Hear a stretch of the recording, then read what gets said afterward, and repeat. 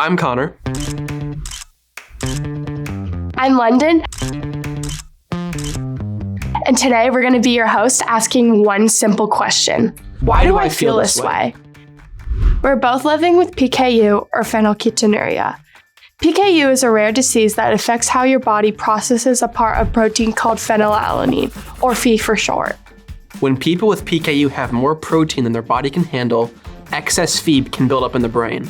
And that can affect mood, focus, increase anxiety, and even lead to serious long-term complications. While this condition has been a big part of our lives, we don't often hear people of our age talking about their experiences of living with PKU. So we're sharing ours. This is Why Do I Feel This Way?, where we explore the impact of PKU and high Phe levels on everyday life.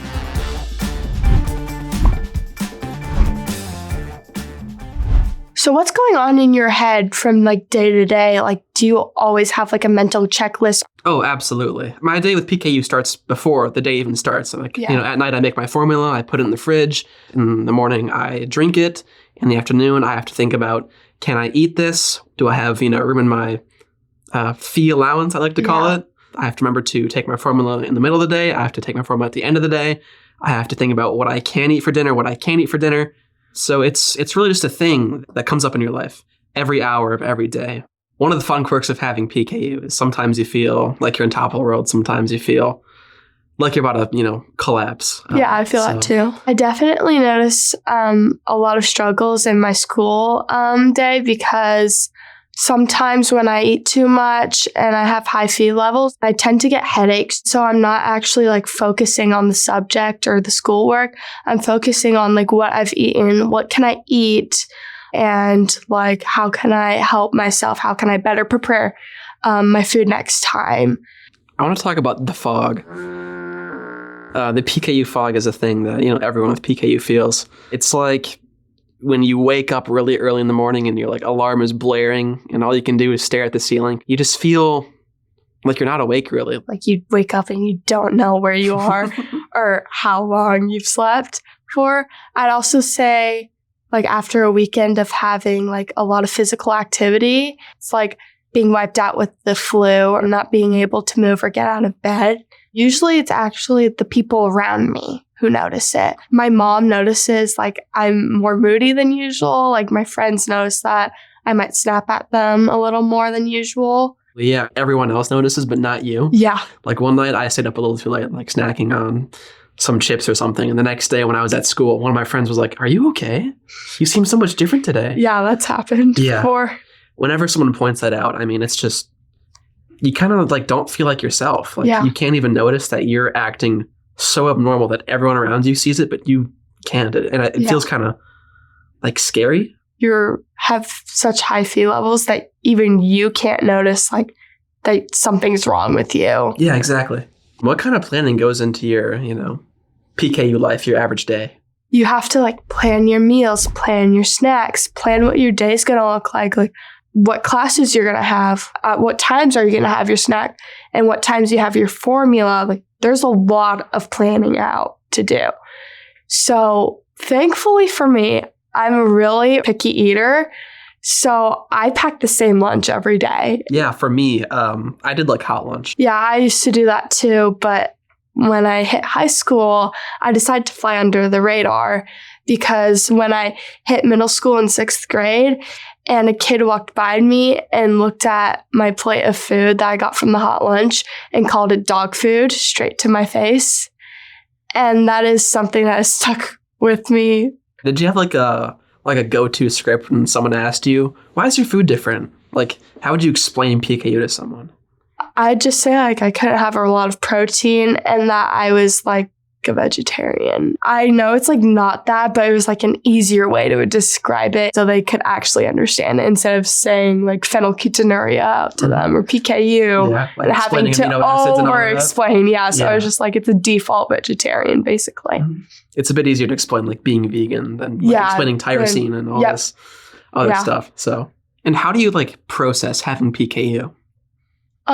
There was a certain time in my life, I was very much in denial, but after a long day, my mom had been harping on me about all this stuff. And I just finally snapped. And I looked at my mom and I said, I'm 13. I'm struggling. And not all of my symptoms are related to PKU. I just want to be able to have a bad day and struggle without being harped on about how I'm taking care of my PKU. I have a little brother with PKU, so, having that connection, like really, really close at home, where I have someone that I can, bounce off my problems with, I'd say, man, having PKU is, giving me trouble today. Yeah. I have a little brother who can, help pick me up. Having that, community and that connection in PKU really helps you, just kind of accept what you have. You're different, and that's, not a bad thing. Yeah. So if I gave you like a magic wand that could like wave away the hardest parts of PKU, what would it be? Definitely the planning, because I take so much time out of my day planning my snacks, planning how much formula I'm going to take in the day, what time I have to wake up. I'm on treatment now for PKU, and you still have, routine and structure to follow for this treatment, but meticulous planning of dieting and, counting your fee, it is very nice to have, off your shoulders, have all that free time to just, explore. Yeah, be a kid. Mm-hmm.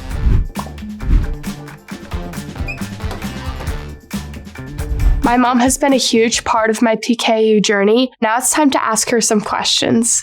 Hi, Mom. Hi, Londyn. What was it like when you first got my PKU diagnosis? Well, you were 6 days old, and it was on your dad's birthday, and we were celebrating when I received the call. It was your pediatrician, and she was like, hey, I just wanted to let you know that Londyn's newborn screening came back positive for PKU, and we need you at the clinic at 8 a.m. tomorrow morning. And the last words she said to me, your pediatrician, was, don't go on Google. And you know your mother. I went on Google, and there were two things that stuck out. And one was expensive, and the second was severe developmental delays. And I was devastated. And even though the doctors said this is treatable, in the back of my mind, I was like, oh yeah, they're just telling me that so I don't lose it, because I was a first-time mom. And so every time that you met a milestone, I was like, okay, we've met a milestone, but I was still anticipating you not meeting one. And I'm so glad I was wrong, and that the doctors and the clinic team were right.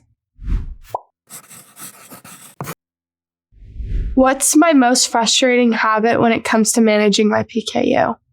Your formula. Would you agree? Yes. Parenting is that fine line of you have to do this because the quality of your life depends on drinking your formula, and not just your future, but your day-to-day life. Middle school was very trying. You were a bit rebellious, a bit in denial about your PKU. I couldn't force you, but also trying to get you to understand when you don't drink your formula, what the effects are. That would be the most frustrating part, only because on the other side, I felt like maybe I hadn't done my job. What's one PKU moment that made you really proud of me? Oh gosh, there's so many. I think you've done all the things that you've set out to do, whether it was in theater and voice, school and grades, volleyball, and now we're prepping for a immersion trip to Costa Rica because you're learning to speak a second language, and just not letting your PKU stop you from doing what you want to do in life. What's one thing you hope for in my future? That you travel the world, and to not let the PKU or your diet hold you back. I just want you to go explore, experience other cultures and people. And at the same time, you're share your story. What do you want me to know that you don't always say out loud? And I'm proud of you. On the good days and the hard. And we've had some hard days, didn't we? Be proud of yourself. No two PKU journeys are the same. And just don't want you to compare yourself. Like, you continue being you. Never forget how much you're loved. Like, our love doesn't change for you. If you have high Phe levels, we'll be there for you no matter what. Thank you for making me cry. Okay, how's my makeup? Good, okay. Now it's time for 3 Phe questions with Dr. Mina Nguyen-Driver. This is the part of our show where we get some expert insight into managing PKU and high Phe levels. Thank you so much for being here today with us. Hi, nice to meet you. What are the impacts of high Phe and how can it affect mood, cognition, and overall daily life? High Phe can affect a lot of times schooling in general. So maybe having a harder time just staying on top of the homework, staying on top of all the different activities that you need to be doing. Some of you guys are working. Some of you are obviously going to school full time. There's friendships, navigating like after school activities. And then there's family stuff too, family obligations, like on weekends. I'm sure for you guys, like in my household, we're a busy household on weekends. You know, if you have high Phe level, you're not feeling great. You're not feeling well. So you're not really wanting to get out of bed, or maybe not really wanting to do your normal daily activities. Sometimes with my patients too, on top of that, they've got to do their formula or they have to do their medication, you know, and they have what is called treatment fatigue, which is they just get tired of doing their routine, you know, and so they want to be a typical teenager. So I think it's that balance too of like making sure that we hear you guys and validate you guys and not making you guys feel bad at all, because we know you're teenagers, you're dealing with a lot, you're going through a lot, but just seeing how we can support you. I used to struggle with like not wanting to take my formula. Yeah. And it was what was that about? What was that about? Like not wanting to? Didn't want to do it. Like I had like a lot to drink and I was like, I can't do it anymore. It obviously doesn't taste good. So that's hard. Right. So I just was in a state of denial having PKU, and that also getting out of the routine really like screwed it up. Yeah. And once you get out of the routine, it's, before you know it, you're like, wow, oh gosh, I'm feeling incredibly anxious, or like I'm really frustrated right now. What is it? And then it's hard to recognize those symptoms and signs. Like, is it just adolescence, or is it actually just with PKU? Kind of like going back to what we were talking about before. You guys are all trying your best. It's tough. So, it's managing all of that on a day-to-day level is really tricky. Why is consistent Phe control so important for people living with PKU? The more inconsistent you become, that becomes your consistency. And so it's so important to become consistent on your regimen so that you can maintain optimal levels. And optimal level is having positive mood, good cognition, good executive functioning skills, being able to take care of your daily activities, getting along with your parents, your siblings, and your friends, and all that good stuff, you know. So these are your building blocks for the rest of your life. Your brain is under construction till you're about 25 years old.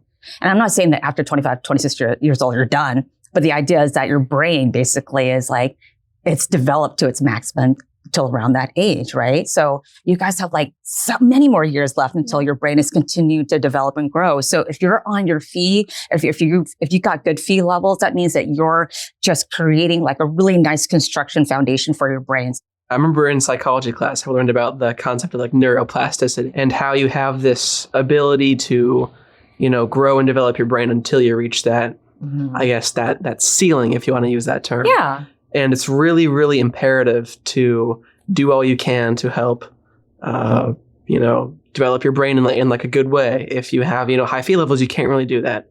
I totally agree. Like I've came across like some stuff where like managing my Phe is really hard for me, but I soon like recognized that managing my PKU and my Phe might be hard, But at the end of the day, this does really affect and can affect your quality of your life. Exactly. You want to stay in your diet. You want to stay in your medication. You want to drink your formula. You want to do whatever you can do so that brain development that you're doing right now is the building blocks for today, tomorrow, when you're in your 30s, 40s, and 50s, and so on.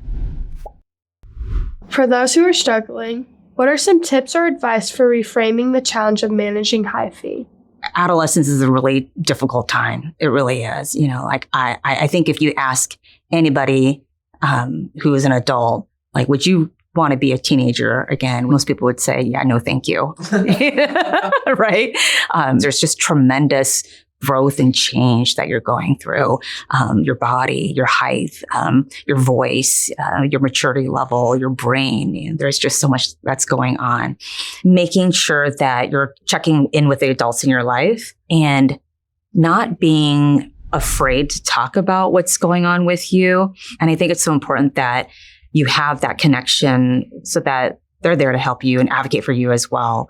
Just know too that your metabolic team is there to support you all along the way.